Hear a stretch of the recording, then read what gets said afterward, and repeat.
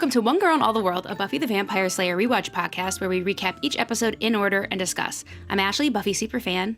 I'm Kimmy, Buffy newbie. You can find us on all major podcast apps, YouTube and Instagram with new episodes on Tuesdays. Hello. Hi.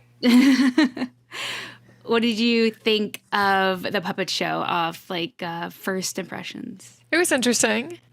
Okay. It had a good twist at the end. I liked a decent amount of it. There were parts that I didn't like. So yeah, it was a decent episode. This is one, because I don't usually rewatch season 1 often. It's the season I rewatch the least. But this one always sticks out as one of my favorite episodes of the season. Really? Yeah, not my favorite, but it always stuck out. I think because I do find, dummies, dolls, all that stuff, I do find it creepy. Yeah. So I think it, does creep me out, this episode. Okay. So I think that's probably why. Oh, yeah, and you like horror movies, you big weirdo. I like some horror movies. I don't like horror movies about dolls. Oh, yeah, and stuff like that. Yeah, no. If it's about something else, then it's there's just certain things that freak you out. Okay. I'm like Buffy. They give me the Wiggins. So I can watch horror movies about demons or ghosts or whatever, but the dolls freak me out for some reason. Okay. Ever since I was a kid. So, all right, let's talk about the puppet show. Okay. The puppet show, which is the 9th episode of the first season, aired on May 5th, 1997, written by Rob Deshotel and Dean Batali again, and the director was Ellen S. Pressman. So yay, we have a female director here. The synopsis for the puppet show is Sunnydale High School's annual talent show serves as a backdrop for murder when Buffy must catch a knife-wielding stealer of human organs. Meanwhile, the new principal is a discipline-loving brute who forces Giles to run the talent show and orders Buffy, Xander, and Willow to perform. We have our Slayer opening again. Still there. Yeah. Still hanging on for dear life. Yeah, I saw that. I'm ready for it to go away. Yeah, actually, same. I think we get it. Okay, we get it. So we open in the backstage of the theater at the school. And I'll tell you, this theater, we see it obviously in more detail later in the episode, but very extravagant. It is. I was like, man, we didn't have anything like this. We had a theater. We had a stage in theater, but it was wooden bleachers. It wasn't this huge theater seating. Yeah, we didn't have anything yeah, exactly. And it just huge. I don't think it had a very big backstage. We had a backstage to some degree because we had plays and stuff, but I was never back there, so I don't know what it was like. Yeah. So anyway, we're backstage at the theater and we see people looking getting ready for a talent show, and we see people obviously doing all kinds of different talents. We see a dancer, ballerina, and we hear a scary kind of voice saying, "I will be whole, I will be new." And the voice is pretty freaky. Yeah. I thought it was pretty well done. It was pretty creepy. And then we go to the front of the stage, in the seats, and we see Giles. Is this where we see Cordelia singing right away? Yeah, she's singing, and she's singing this song about loving herself, and I'm just it's so eye-rolling that I'm like, oh my God. It's Whitney Houston's The Greatest Gift of All. Oh. I think that's what's called, I didn't actually recognize the song. Okay, yeah. I don't think I recognized it. I think I know that song, but when she was singing it, and her voice isn't terrible, but it's not good. No, it's not. I don't understand people that do things they're bad at for talent shows. You're supposed to be something that you're good at. Not just something you're attempting to do. It's supposed to be a talent. She's a little off key. Yeah. Yeah, she's not. It's not one of her talents is singing.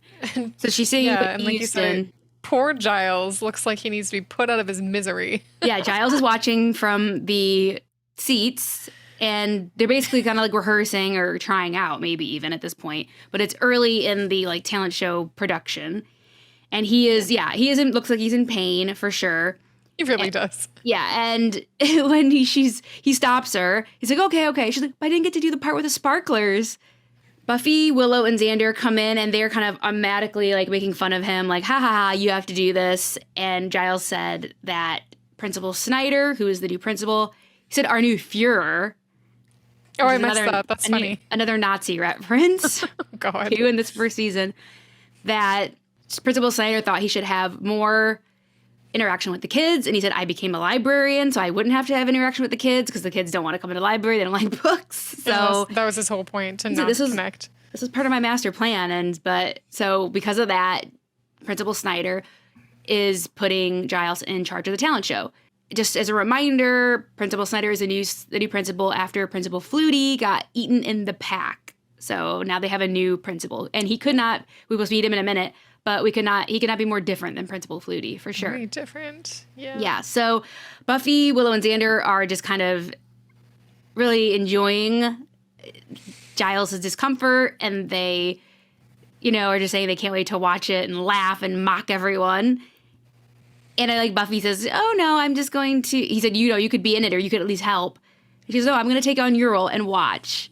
Yeah, that was really funny, actually. Talks about it being his destiny to run the talentless show. So they're just really enjoying his plight and his uncomfortable. This was actually my favorite line. So she says, Giles, onto every generation is born one who must run the annual talentless show. You cannot escape your destiny. Yeah, she loved it. She was having a great time because he spews that kind of like verbiage to her all the time about her destiny and her duty, and now she's all getting a little back at him. And the talentless show. The talentless show. Yeah, I liked that line. So Buffy, Will, and Xander are about to get up and leave. They're like, okay, we'll leave Giles to the business we call show, or he calls show. Yep. And they get up and they realize that they've been overheard making fun of the talent show by the new Principal Snyder, who we meet officially now. He's like a short, balding guy. He's pretty severe looking, and you can tell that he is the polar opposite of Principal Flutie. Yeah. He's like very rough and stern, mean. And he doesn't like that they were making fun of the talent show, and therefore he says that the three of them have to perform in the talent show. To their horror. That seems fair, to be honest. To their horror. They're like, anything else. Detention, like anything, but no. Because he's like, you think everyone's going to laugh and mock everyone up there? Well, then they're going to be laughing and mocking you because you're now part of the talent show. So they are very upset that they are going to be in it now. So they sit back down because they're on their way out, but now they're sitting down in shock and horror. And as this is happening, the kids that are practicing their talents keep coming on stage, and we have character Morgan and his dummy. So he's a ventriloquist. His dummy Sid, who is pretty creepy looking. He looks like a normal dummy, but still creepy. I think those dummies are super creepy. Yeah, they are creepy. Morgan, who is the human, Sid is the dummy, is practicing his act, and it's really bad. Like, he's not even trying. Well, I mean, he probably thinks Yeah. His lips are moving slightly less than when he's normally talking, so he's definitely trying. But yeah, he's terrible. He's terrible. The jokes are stupid. Yeah. And the whole point is trying to minimize your own voice when the dummy is air quote talking. Yeah. He just can't do it. Yeah. And everyone's just like, oh, God, this is like rolling their eyes. And then, like, the voice of the dummy changes. Kind of, the show turns around, and it actually is, like, pretty funny. Mm-hmm. And everyone's laughing. But Buffy does mention that she has the Wiggins about dummies, which I totally get, because I just don't like them either. And, yeah, so Morgan was bombing, and now he's actually doing really well. People are paying attention. They're just, there's people milling about on stage. There's people working on around. And they just start paying attention to him and laughing. And Sid is just making a bunch of jokes, and you see like Morgan's like, oh, this is like actually working now. So he's like kind of like his mood was up because he did know he was bombing. You can see his face. Poor thing. Poor Morgan. So he's happy with the way that it ended up.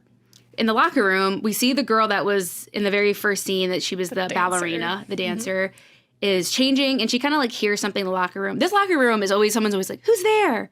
Bad stuff happens in the girls' locker room. And it's also creepy looking. It's always like kind of dark and... Yeah, turn the lights on in here. Right. So people stop getting attacked, almost electrocuted. I feel like my locker room in high school had the same lighting as everywhere else in the high school. Yeah, exactly. No, not here. Not on the Hellmouth. So she's changed, and she thinks she hears something. She asks, who's there? Of course. And she turns around, and it's from the POV of whoever's watching her. So she turns around, looks at the camera, and screams, and we hear that really creepy voice saying, I will be flesh. And it's so creepy. Yeah, it is really creepy. Very well done. Yeah. And then we go to the credits. Mm-hmm. We're back at the theater. Still everybody's practicing. We see a magician who is supposed to be pulling a rabbit out of a hat. And, the rabbit's not in there. Has anyone seen the rabbit? He starts looking for the rabbit. He's Again, someone that seems to be trying to do a talent that he's not good at, which you see a lot of. Yeah. So That's normal. Morgan's not good at it. Cordelia's not good at hers. The magician's not good at his. I don't think we see many other people like actually do their talent. But the three that we see are not really a talent. So I don't really get why people choose these things. And then like Xander, Willow, and Buffy are trying to decide what they can do. And yeah. So this was your question from last week. Yeah, right? They're going to do a dramatic scene. Yes. Which doesn't require actual talent, apparently. Yeah, so they think that's their easiest way to get through this unscathed, or as unscathed as they can. And of course, Xander, they're just not enthused about it, but they're just trying to get through it. They kind of step aside, and then they see Morgan and Sid are sitting there, and he's kind of practicing his act. And Sid/Morgan, Sid kind of comes on to Willow. Yeah. It's a little weird. And he says, we can do some rehearsing on our own. And he's kind of, he's creepy.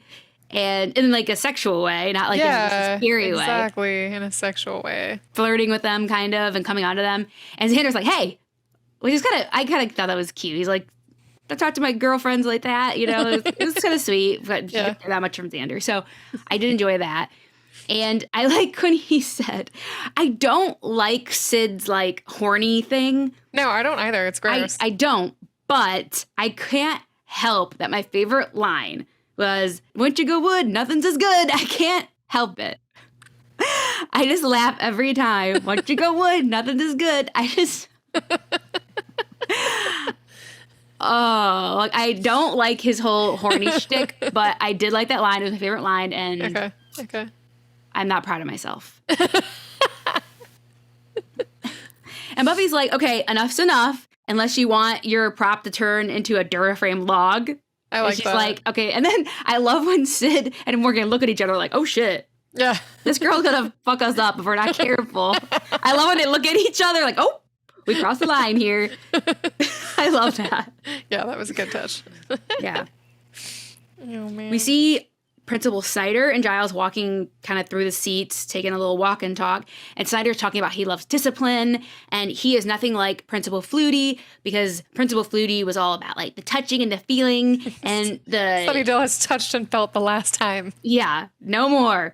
This is like a correctional facility now, right? Principal Snyder has a clear directive for this school going forward. We need to keep an eye on the bad element. And he kind of gestures to Willow, Xander, and Buffy on the stage because he thinks they're problem children that need to be watched. Which, of course, Giles is like, great. Because he knows that they don't need their attention on them because they have to do all this other demon fighting and vampire fighting and stuff. Yeah. And he says the school's going to be like clean and quiet. And then we cut right to the locker room where a girl is screaming her head off, which I love. Yeah. That was a great little cut. Yeah. And we find out that Giles is in there because the teachers obviously are able to go into that area. And he crosses the yellow line because like they're taking a body away. And he goes over to Buffy, Willow, and Xander and says that it was Emily. So she was the girl that was attacked in the dancer. The dancer attacked in the locker room. And they're kind of a bit confused because he's like, it's not a vampire because they took her heart. She's like, okay, well, what kind of, he said there are demons that take hearts or organs, but Emily's heart was removed with a knife. Yeah, which isn't very demon-y. Like it's not claws or teeth or. So that kind of leads them to believe that this was a human for obviously some nefarious reason that needed this heart, but they think maybe it wasn't a demon, which complicates things because as we know, there's a line between human and non-human with slaying and stuff. So even though they can try to neutralize a threat, they don't slay and kill humans. So they're kind of like, what do we do about this now? Exactly, yeah. Giles says that because Emily was last seen at the talent show practice and she had some other extracurricular activities that she didn't show up for, they think that probably the last person to see her was part of the talent show. So they suggest they divide and conquer and talk to everybody that was at the talent show rehearsal and to kind of see like if they noticed anything, if they saw anything, and then they can try to like backtrack and see maybe who was seen with her last. Which makes sense. Yeah. Giles talks to the magician who says that she was like seemed really excited, but that she was talking to Morgan And like they kind of talk to, it kind of goes back and forth between all these people, and it all comes to the kind of the same conclusion that Emily was talking to Morgan. Morgan was acting weird. He was like holding his head. He was moaning. He's been talking to his dummy. Acting like weird. Weirdness around Morgan, and that he saw Morgan and Emily speaking. But I love when we see Xander talking to Cordelia. Oh my God. She's my best friend. Emma. My best friend. And he's like, it was Emily. Like anything for Cordelia to get some attention. And then it's she's so like, sad. it could have been me. I'm like, wow. Xander says, we can dream. Which I think was mean because you don't want somebody to die. But he's just, I mean, she's being so extra. Yeah. Yeah. It's like, oh my God. I can't fault him for saying that. Oh my God, I'm so upset. She was my best friend. Emma was my best friend. It's like, that's not her name. It's Emily. Oh my God. Like, Cordelia. Oh, yeah. Willow, Giles, and Xander kind of talking to everyone. And Buffy is kind of like assigned to Morgan. And she goes to the theater and she sees Sid sitting on like a stool with his back to her. And she hears like Sid's dummy voice, air quotes, saying that we have to watch out. We have to like be on alert and find out who's next. It's the last one, and then I'll be free. And then we see Morgan come out from backstage saying like, "How are we supposed to?" And then he sees Buffy and stops talking immediately. And he's like, "Oh, I was just practicing throwing my voice." Yeah, of course. So he says he was just practicing.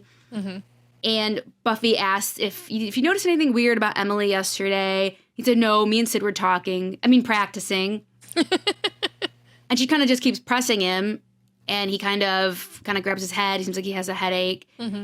And again, she just keeps asking about Emily. And Sid turns and says, leave him alone. He said everything he's going to say. And Buffy's like, okay, can you just put the doll down and like talk to me instead of like using your dummy. He puts him away. And she says, oh, I didn't mean to make you mad. And he's like, it's not me, it's him. And pointing to Sid, closes the little suitcase that he has and takes off. He's like, I don't know. And he takes off. So very weird interaction. Such weird behavior. Yeah. They all meet up in the library, and Morgan is the number one suspect. Yep. Everyone said that Morgan's been acting weird and that he was kind of conversing with Emily. Giles, I have to deal with the show. I can't really deal with this. And Buffy's like, they really switch kind of roles in this, because at other times Buffy's been distracted with real life things. Yeah. Well, not real life, but like school other things than like her sacred duty. And Giles is always the one wagging his finger at her about her destiny and how that's the priority. And this time he's like totally like distracted by the show. He says, "Oh, yeah, I'll do the research, but I have to do this with the show." And she's like, "Yeah, murder takes priority over the talent show." So they kind of like had a little switch thing here early. That's super cute. I didn't notice that. Nice. Okay. Yeah, in this scene, and then earlier when she was like, "It's your sacred duty. I'm just gonna watch." So Buffy's loving this. I think she gets to lecture Giles for once. Yeah, and I mean, to his credit, he's like, I need to focus on the talent show because I need to do what the principal wants to make him happy, so he doesn't have his focus elsewhere, like on you guys. And then I like how he suggests to go look at Morgan's locker, because that's, that's a quick, easy thing to go do. I feel like that's where you would hide something if you're in high school. Yeah, exactly. Maybe there's a knife in there. Who knows? Yeah, that's a good point. I'm glad you brought that up about Giles is like, this is kind of keeping Principal Snyder off all of our backs. Yep. Because we can't do what we need to do when we're being watched closely. So that's a really good thing to mention. In the hallway, Buffy breaks into Morgan's locker. I love how she's like, oh, 2 to the left, 2 to the right, bam! And just like shoves her hand through the locker and just knocks the entire lock in. So just breaks it. Yeah, just completely destroys the locker. So she opens it. She's like kind of looking in there. And then we see that Principal Snyder like grabs her arm. Yeah, he's kind of creepy in this scene. Like, you don't grab a student's arm like that. This whole scene, I didn't like it. I thought it was a little much. Yeah, he's like, why are you here? School's over. You should be gone. And he's just very like authoritative and mean, and students loitering after school. Yeah, why he became a principal, I don't know, because he obviously hates kids. Yeah. It seems like the last job he should be doing. Yeah. But there he is. And actually, he reminds me a little bit of one of my elementary school principals. It was a woman. Her name was Miss Sigafus. And she reminded me of the teacher from Matilda. What was her name? Bull Trench. Yeah, that's how she kind of reminded me of. And so they both remind me of kind of Snyder's Or Trenchbull. attitude. Sorry, Miss Trenchbull. Yeah. Okay. Yeah. Like, this is where all my mind led me when we were introduced to Snyder. Oh, you're right. Yeah. Yeah. So he's just so mean, and he's like really grabbing her arm, which is like completely uncalled for. And yeah. It's just kind of, yeah. And he talks about her loitering, and the way he was talking about it, I don't remember exactly what he said, but it just kind of was a little much for me. Yeah, it was much. It was much. Buffy says that she's just trying to get something out of Morgan's locker for him, that he has to, she says like, my friend or whatever. She doesn't say Morgan, but he says, okay, go ahead and get it. And Sid's suitcase is in there, but she opens it and nothing's in there. And this whole time we have a few shots of like somebody watching her at the locker. It's not Snyder, because we also see like someone's watching her from a distance. And eventually we do see that it's Sid and Morgan are watching her break into his locker, talk to Snyder, and they're kind of just hanging back, and she doesn't notice them. So she says, oh, he must have taken it and not told me. So, okay, I'll just go, because there's nothing in the locker of interest. So in the theater, Sid and Morgan obviously have seen Buffy do this, and they are arguing. Morgan says that he won't do it, and Sid said, yes, he will. He said, she's the one, you see how strong she is. And Morgan, kind of like we saw with Dave, like they all have lines that they're not going to cross these students. Some of them, the ones with consciences. And Sid says, then he will do it if Morgan isn't willing to do what needs to be done. So that's just left hanging there. Yep. It's after school. It's nighttime. Buffy's in her bedroom getting ready. And this is like the creepiest scene in the whole episode for me. I'm like, She's getting ready, and her mom knocks on the door, asks how the talent show's going, and says she can't wait to see it. And Buffy's like, please do not come to the talent show. It's going to be horrendous. If you really care about me as your kid, don't come to the talent show. But it's nice. Her mom wants to be supportive of her getting involved and stuff. So this is a good interaction. It is a good interaction. It's a good interaction between them. And she says, Joyce asks Buffy, is everything okay? She says, there's just a lot going on. She's like, get a good night's rest, sleep. And you'll feel better in the morning. So that's what Buffy does. Buffy gets into bed and she turns the light out. And we see Sid in the window, her bedroom window, just staring through the window. So creepy. Extremely creepy. So I'm assuming it's like a few hours later or something. Buffy is asleep. And we hear like scuttling. Little pitter patter of feet.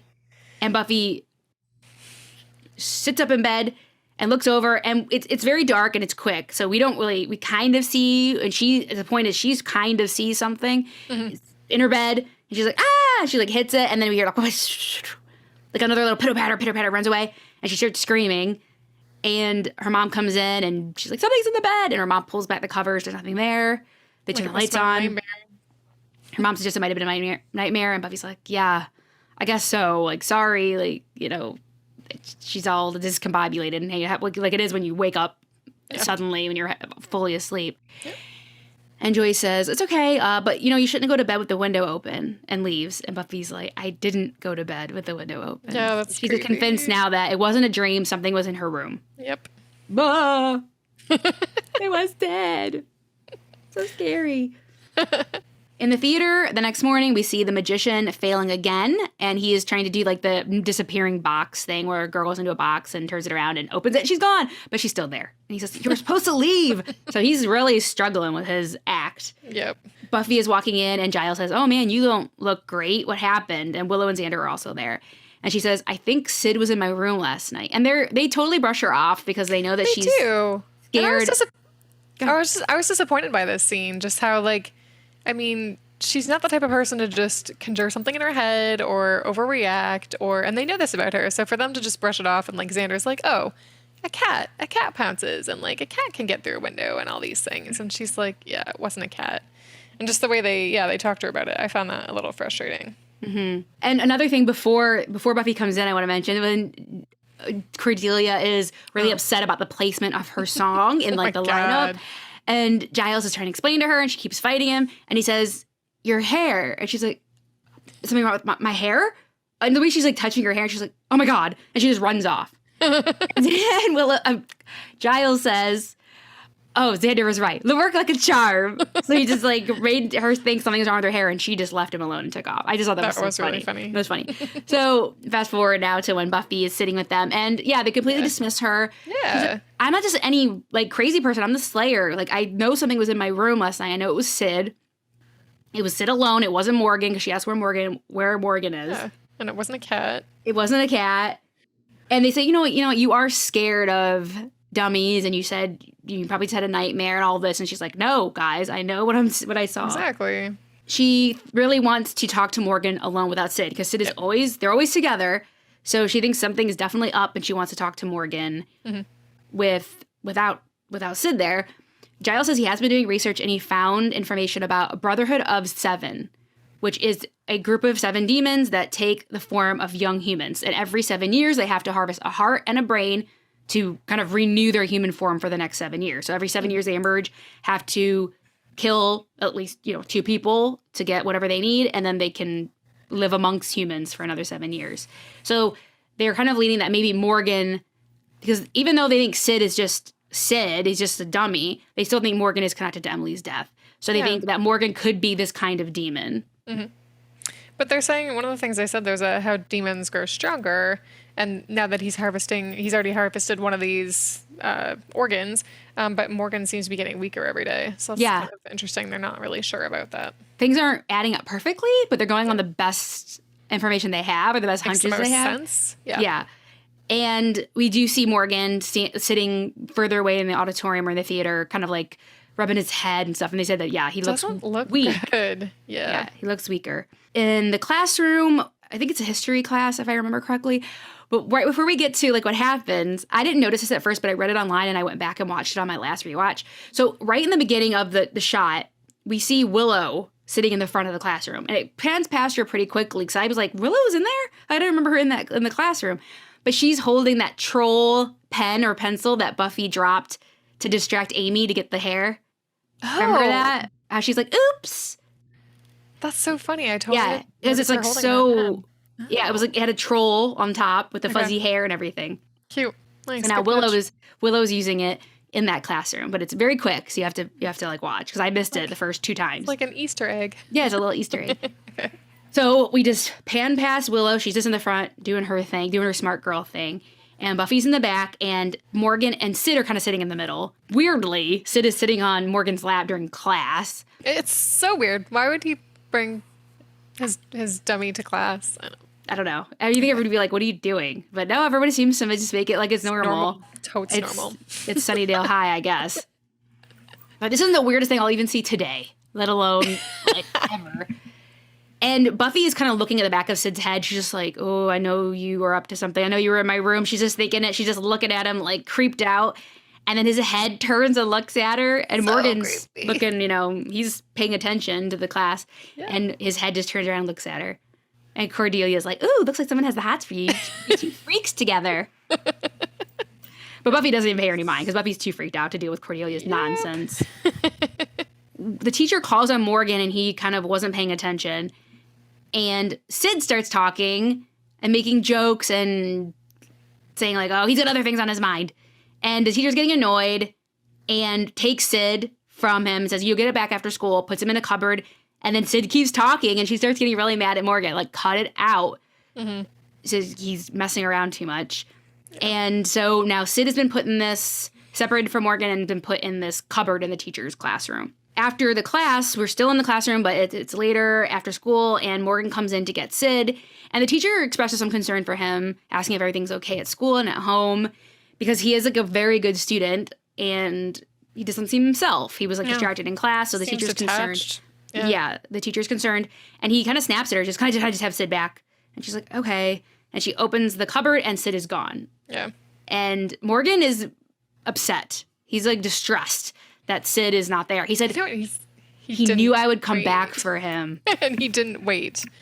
Oh, I'd be like, let's go to talk to the school counselor. Exactly. Yeah, the teacher's just like, okay, cool. He's referring to this as like an actual person. Yeah. Oh my gosh. So yeah, he's distressed. As if the dummy just walked out of the cupboard and like, why didn't he wait for me? So yeah, Morgan is distressed that Sid is MIA. We're in the library and we see Sid, and we realize that Xander took Sid. He took the opportunity to take him because he wanted to make sure that Buffy had a chance to talk to Morgan alone. So he has taken Sid, and oh God, like he's just being like, I'm fake. And he's like hitting his head on the desk, and he's like, I'm made of wood. And he's like just totally hitting him and doing all this stuff. And you're like, oh God, don't make it mad. You know, that's what I'm thinking. Don't make it mad. Buffy comes in and she's like, oh my God, like, where did you get that? And Xander keeps messing him. She's like, stop it, Xander, stop it. Like, she's totally creeped out. And she says, okay, well, since you have Sid, I'm going to go find Morgan and see if I can talk to him. And Xander's going to watch Sid, even though he's like, I'm completely inanimate. I do like this scene with Xander and Sid. It's really funny. And he's like, red rum, and he's like moving his hand. He's like using That Sid. was funny. That was actually really funny. Oh, it's just, that part was like super funny. I loved that. Xander was great in this episode. I have to give him credit. You know what? He didn't annoy me once, actually, the entire episode.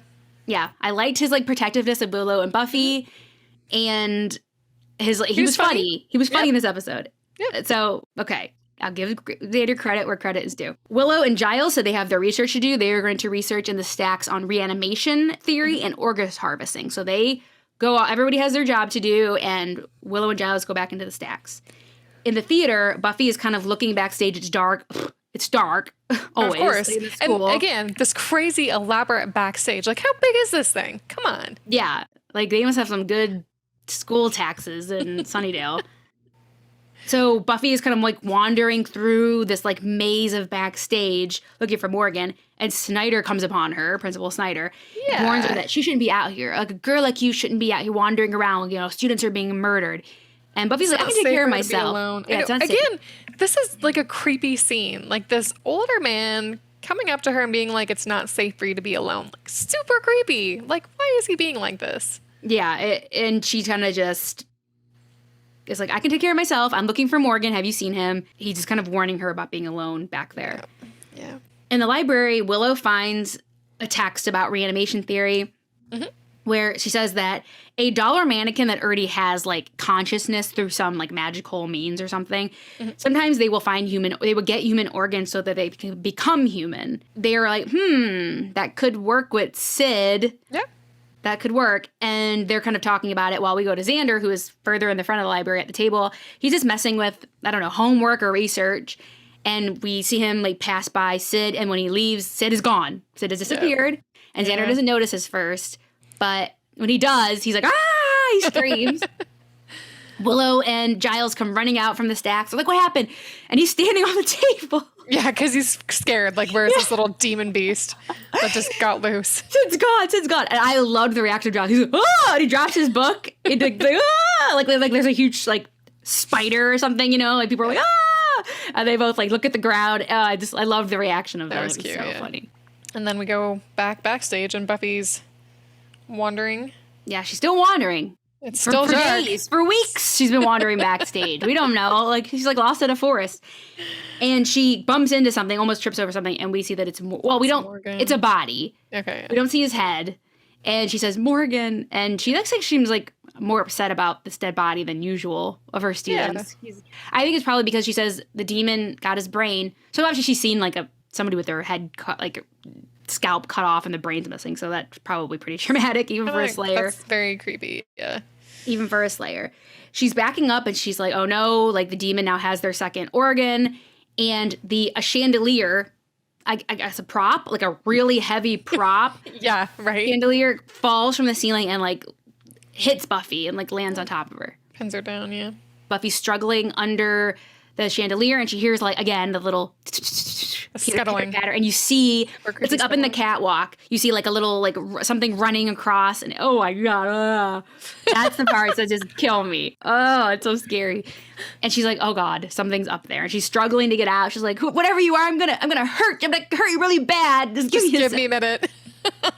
I loved that scene. Yeah, so she's struggling. She sees something else. Like she sees it again and it's like down like near her. And she's trying to get out. Before she can, she's starting to get out, and the Sid comes with a knife and is like trying to stab her, and she's kind of pushing him away. So they're kind of like fighting, and he comes at her again. She shoves him away, and he drops the knife, and it kind of like skids away from him, and she pins Sid up against the wall. And this is like a funny scene. This is my favorite scene, actually. Yes. Yeah, because Buffy says, okay, what Sid says first. He says, okay, you have your heart, your brain, so just go and take them. And she's like, oh, I bet you would have liked that. They would have been great for your showcase. He's like, yeah, they just keep talking back and forth. They're talking around each other. And like, too bad you'll never be human. Yeah, well, neither will you. And then they're both like, what? What? At the same time, I love that. And it's funny because like, while I'm watching that, I'm just like, wait, what? I'm also like getting the same reaction as them because like it happened to me at the same moment. I'm like, wait, what's going on? I'm confused now. Sid's talking about her like she's the one that did this. She's the bad person. Yeah, like she's the evil demon. Exactly. Like what? Like what's happening here? Yeah. In the library, we hear Sid talking about his situation, his life, but it shows only Giles, Xander, Willow, and Buffy's reactions. And they're just like, oh my God, I can't believe what I'm seeing here. And it's Sid talking on his own, moving on his own. He says he was a demon hunter that kind of, like, long story short, came across like a really mean demon. He was cursed, and he was cursed into this dummy body. And it's the Brotherhood of the Seven, and he's killed 6 of them. And then when he kills the last one, he'll be free of the curse. And he's convinced that one of the demon is is one of the students in the talent show. Mm-hmm. And he says, "Oh, I should have immediately teamed up with you," talking to Buffy, instead of like Morgan. Morgan was the student that he teamed up with to try to like kill this demon, to be his like eyes and ears and his voice, take him around and everything. Yeah. And he's like, "But I thought you were the demon." Because she's strong and she's always like asking questions, she's sneaking around. So he thought that she was the one. Yeah. And he's like, "Oh, you're like athletic, nubile." Oh, gross. And they're going back. So he's like getting into the horny dummy shit again. Horny dummy. I didn't like that. Don't appreciate it at all. Nope. Kind of gross. He started talking about the talent show, and Giles was like, "Oh my God, the talent show is gonna happen soon. I gotta go. I totally forgot. I got distracted by this live reanimated dummy." So he takes off, and before he goes, they said since the demon has the brain and the heart, he'll be taken off. He'll be like leaving Dodge because he's got what he needed. He'll probably move on because he knows people are on to him. Mm-hmm. But they said, okay, so when the talent show starts, they want Giles to do the power circle, getting everybody like revved up and ready to go. The person that did it will be missing because he's gotten what he wants, and they will be gone. They can just move on. Yep. Yeah. So Giles is going to do the power circle. In the theater, Giles is saying, okay, like 15 minutes to show. Cordy comes up, is getting cold feet. She says people are going to be judging her like she's a Buffy. That's so mean. And I mean, that's Cordelia's MO, right? Giles says just, like, think about everybody in their underwear, that old trick. And she says, I forget the teacher's name. And she's like, Mrs. So-and-so. Yeah, even Miss So-and-so? And he's like, good point. Don't do that. I thought it was funny how she was getting stage fright because she's so confident, loves herself so much. Yeah, I think maybe she's having a little bit of self-awareness about how bad she would be at this. Also, I thought it was funny how, like, in the library, they were talking about Giles giving the students a pep talk before. And yeah, he's just like, okay. Yeah. I was like, good pep talk, Giles. Nicely done. Giles gathers everyone around in the circle, and he's like, looks around, takes note of everyone. He's like, okay.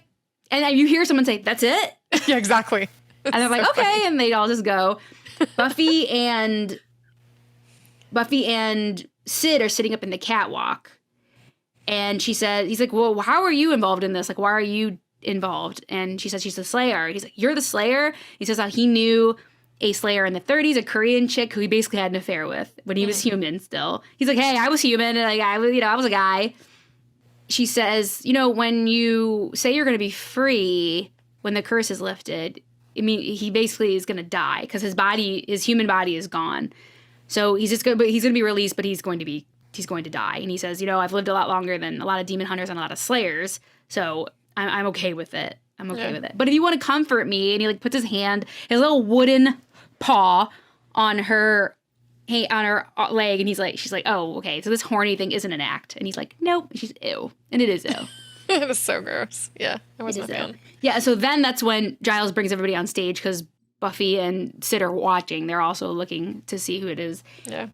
after everybody kind of goes back off stage, Buffy jumps down and he says, nobody's missing. Yeah, they're all there. They're like, great, okay. And Buffy looks up and sees that Sid is gone. He's disappeared. And we also see Snyder lurking around backstage as well. Mm-hmm. Yeah. So obviously we're meant to see Snyder as a suspect. Yeah. As well, because he's new in town. Yeah. And he keeps showing up, around these dead bodies. At this point, we're assuming the demon isn't in the show since nobody is missing. So that also leads to him as well, maybe. Right, yeah. Buffy is moving around backstage, and she has something drop into her hand, and it is a brain. It is Morgan's brain, which is so gross. Super gross.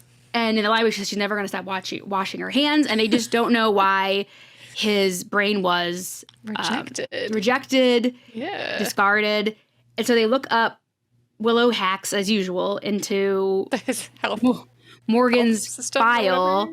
Yeah, his medical file. Medical and it records. said, that if, in case of an emergency or whatever, it was like call like the neurology cancer unit or whatever at the doctor. So they find out that, and he had missed like a ton of school, like half a year of school. Or something. Yeah. And they kind of put two and two together. Again, he always has the headaches and all of that he has brain cancer. Yeah.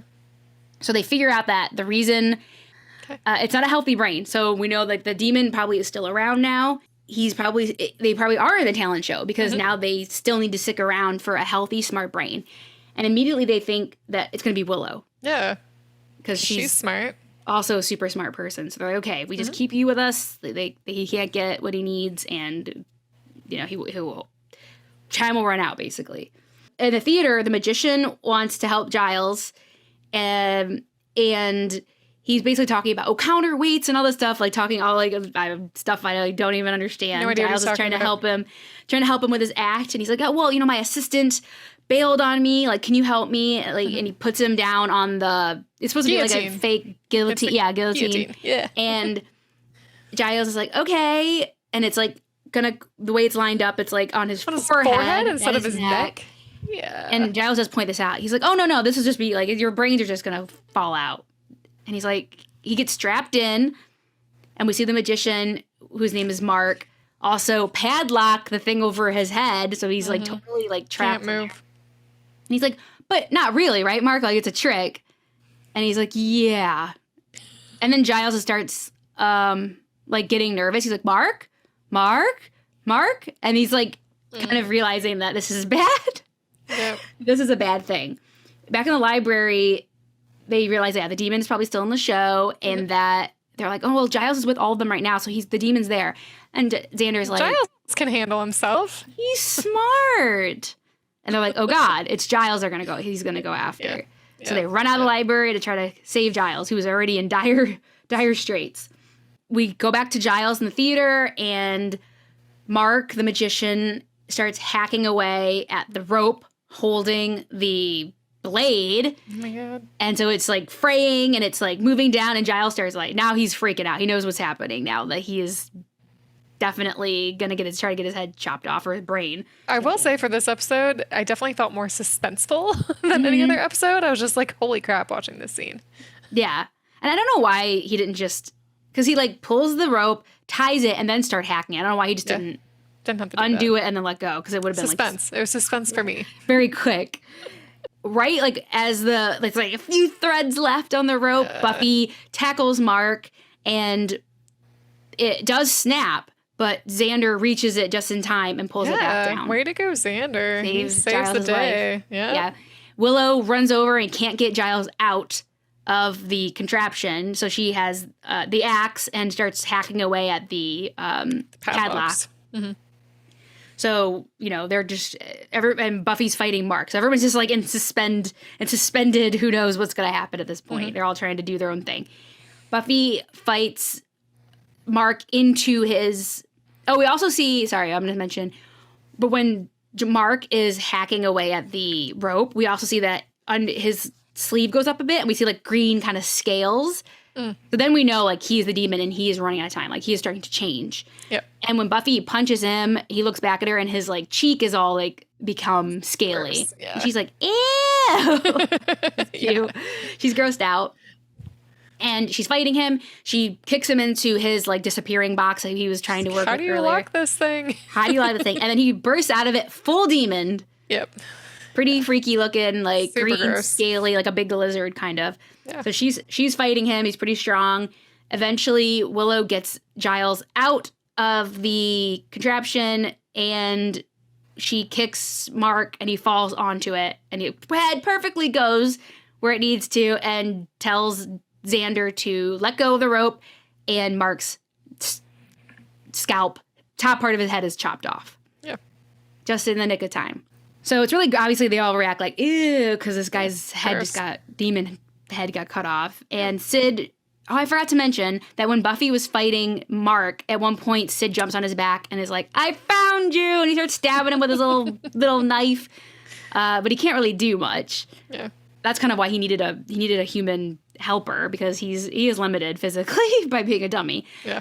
But so Sid is there, he's found him, and once Mark's head's chopped off, Sid kind of comes back and he says, okay, now for the grand finale, that it's not enough to chop his head off. He will come back. He has to stab him in the heart. And Buffy offers to do it. Mm-hmm. He says, no, I have it, thanks. And he stabs Mark in the / demon in the heart. We hear a version of the dusting sound when you dust a vampire. Mm-hmm. It's like a cousin of that sound effect. And then basically Sid passes away and dies and like just kind of falls over on the demon. Yeah. And so he didn't even hesitate. He's like, I'm done with this. I've been doing this too long. Yeah, he's like, I'm done. I'm not waiting. Yeah. So Buffy picks him up and it's kind of sad. She's like, oh, it's over. Yeah. And they're just kind of all regrouping and they're in shock. And then the curtains open. Because remember, we were very close to the talent show starting and they were all on the stage. So the curtains part, and what do you see? Like Buffy holding a dummy, and you see a decapitated demon, and like Giles and Xander and Willow are hanging out. Like, how do you even explain that away? So they all just like, oh my God, there's like a auditorium full of people. Everyone's just staring at each other in silence. And then I love this, like Principal Snyder. We zoom in on Principal Snyder, and he's like, I don't get it. Is it avant-garde? Is it avant-garde? That was great. That was great. And then then that's the end of the episode. But we only get this a handful of times in the whole Buffy verse, like even on the spinoff and stuff, that we get a like post-credits, during credits scene. So we get to see what Buffy, Xander, and Willow were doing for the, because apparently the talent show went on.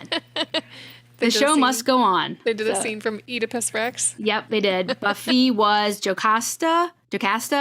Xander was Oedipus, and Willow was Priest of Zeus. And they're struggling through, but they're getting through until Xander flubbed the line, and he's struggling with his lines, and then Willow just runs off stage. It was cute. Yeah, it was good. Yeah. And yeah, that's the end of the episode. So that's the puppet show. Yeah. Okay. My favorite line, like I said, was, once you go wood, nothing's as good.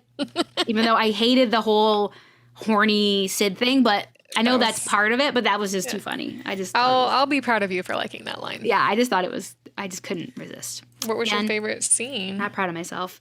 I liked the whole, like, the fight scene, because there was so much going on there, and then with the curtain opening, and then I don't get it. Is it avant-garde? Like, that whole, like, it opening and everyone just stared. They're like, what is this? And they're all shocked. And that whole thing, I just loved it. Okay, so my favorite line was when Buffy says, Giles, onto every generation is born one who must run the annual talentless show. You cannot escape your destiny. So good. And I'll take on your traditional role and watch. And then my favorite scene was, when Buffy and Sid, like, they're trying to fight each other and they get confused because they're just like, I thought you were the demon. No, I thought you were the demon. Yeah. You're the bad guy. No, you're the bad guy. No, you are the bad guy. What? That was so great. I love that, because you really never, like, it's been so many years since I watched this for the first time, obviously. But, like, I really feel, I mean, you can speak to this, that, like, you never think, is Sid a good guy? No, exactly. That never even enters. I feel like that would never even, it wouldn't have entered my head to begin with, like, in the first viewing. Yeah, definitely. Because how could he be good? He's a dummy. He's terrible. So I gave, and also a little side thing about this episode, this was like the lowest viewed episode in the entire series. Really? Interesting. Yeah. Okay. Like it had the least views out of the whole show, I wonder why apparently. that is. Weird. Okay. I don't know, but I like this episode. Okay. Wait, It's how not many the- stakes? I gave it 5. Okay. Okay. It always stuck out to me. I think it's like really, and I think it's just for my own phobias and everything, because I find it very creepy, because I don't like, as I said, I don't like dolls and dummies and stuff like that. And I just thought I liked it. I thought it was, the twist was really, really good, unexpected. I don't think there was really any inkling looking back, like, oh, well, of course that made sense. Like, I mean, him saying we have to watch her one more and I'll be free and all that, it all makes sense in context, but there wasn't a clue that he was really a good guy. So I think it was really, this twist was really well done. Yeah. I loved the misdirection. I've always loved this episode, so it was a little bit nostalgic for me. I thought the plot was interesting. It was different enough. It wasn't like just, oh yeah, Sid is bad. We've known it the whole episode, and then we kill Sid or whatever. I loved how creepy he was, but I also didn't like how horny he was. So the one thing I didn't like about this episode was like the horniness. Yeah, I really didn't like that. Yeah. That was the only con of this episode for me. Okay.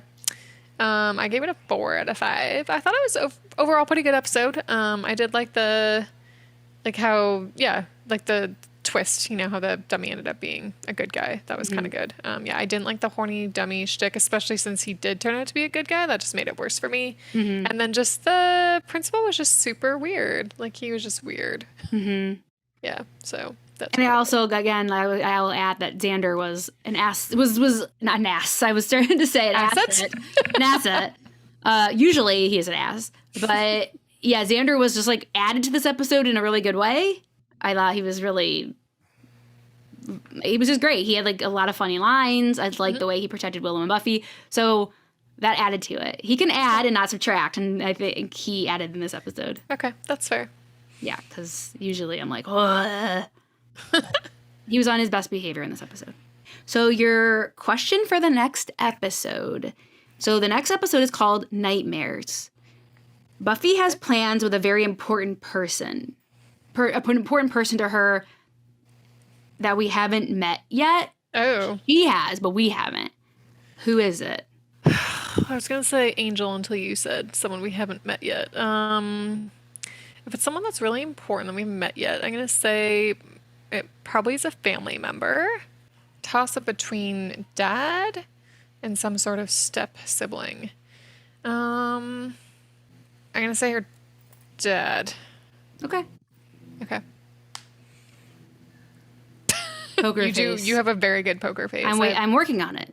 Okay. I mean, every week, even when I get it right or wrong, I have no idea. So. No, when you get it right beneath my poker face, I'm like straining to keep a neutral face. I can't tell though. So. Okay, Yeah. good. I'm getting better. really I'm getting can't better tell. because you need a good poker face in life, and I feel like I don't have it. So good. I'm working on it. All right, her dad. That's her final answer. All right. Is there anything else you wanted to say about the episode? No. No, it was good. Okay. So that wraps up season 1, episode 9, The Puppet Show. Again, you can find us on all major podcast apps and YouTube and Instagram at One Girl in All the World Pod. You can also email us at onegirlpod@gmail.com. So thanks for joining us, and we'll be back next week with episode 10, Nightmares. We are getting close to the end here. There's only 12 episodes in this season, so I think it's about to hit the fan pretty soon. So looking forward to that. So All right. slay you real soon.